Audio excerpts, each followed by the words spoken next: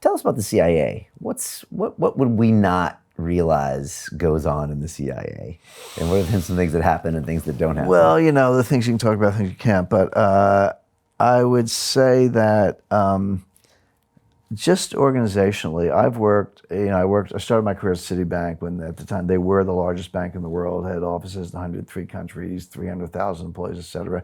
And I've worked in startups, like 3 guys and an idea and a little seed capital. So I've worked in all size organizations. And the one thing I come away with is every organization has a culture. It's unique to that organization. Usually it's top down. The Greeks have an expression, a fish stinks from the head down, but that's true. But every organization has a culture. The culture of the CIA is different than any other organization I've ever worked with. And the reason is that there's so little they can say to the outside world that they end up, it's like a family. Everybody's their own frame of reference. You can talk more freely to your fellow agency, operatives or analysts, or as the case may be, than you can to your spouse. And so that creates a very insular world where when you're at headquarters and you're talking to peers, you feel like you're in a family, but when you go outside, it's like, well, I can't talk about that, or I can't say that, or whatever. So there's a very strong internal culture. Having said that, you're also trained to be aware of what's called social engineering, which is, there's a Starbucks on the main floor at CIA headquarters in Langley, and I've heard, I can't prove it, but I've heard it's the busiest Starbucks in the world, highest revenue Starbucks in the world, because it's open 24 hours a day, and you got a lot of caffeine junkies, and they're working 24 hours a day, or somebody's working, so this place is always, and I'm the kind of guy, I guess other people are saying, you're standing on line, you might chat with the person next to you, hey, nice day, what do you do, whatever. Well, you're taught to view that with suspicion. You're like, well, why does this person ask me what I do? Are they out of their lane? Is this a mole trying to pick my brain, follow me?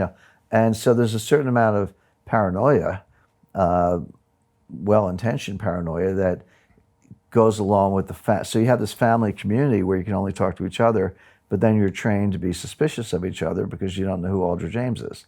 And then there's finally compartmentalization, which kind of goes to the social engineering thing I mentioned, which is, just because you have, beyond top secret, security clearances you wouldn't believe, doesn't mean you get to poke around. You have to start with a security clearance. That's the first hurdle.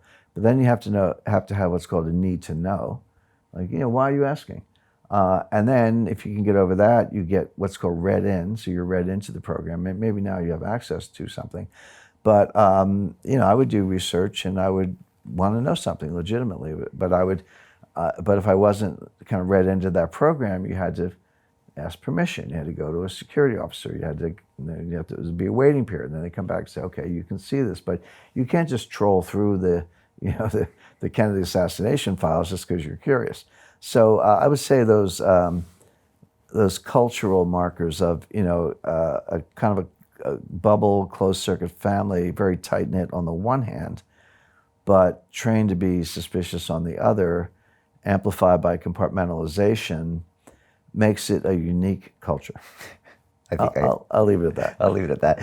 I worked for 2 summers at a place called the Aerospace Corporation in LA, which was a consultant to the Air Force, and they had a lot of secret and top secret projects working on, including like Brilliant Eyes and all the space defense technology. And so it was weird being there. I was like 20 years old or 21. I was working the summer in MIT, and they had all of these posters around that would say, you never know who's listening. Yeah. And that's all that was on the walls, actually, just reminding us to shut up. And then people would walk through with clearances and put things in safes and shut doors. And right. It was a fascinating place to be. Yeah, and then you have cases like John Bolton coming out of a classified national security meeting with a few notes on a legal pad and then standing up in front of a press conference, but you can see the pad on the camera. So it said like send troops to Colombia or something, because of Venezuela. So there are blunders. I think there's one like that in the UK. I don't know if it was Theresa May or somebody, again, getting out of the backseat of a limo, but with a pad with some visible writing on it. And then, of course, as an intelligence analyst, you're like, well, Is that disinformation? They're doing that on purpose to make us think it's classified, but it isn't really, you know. So now you're in what we call the wilderness of mirrors.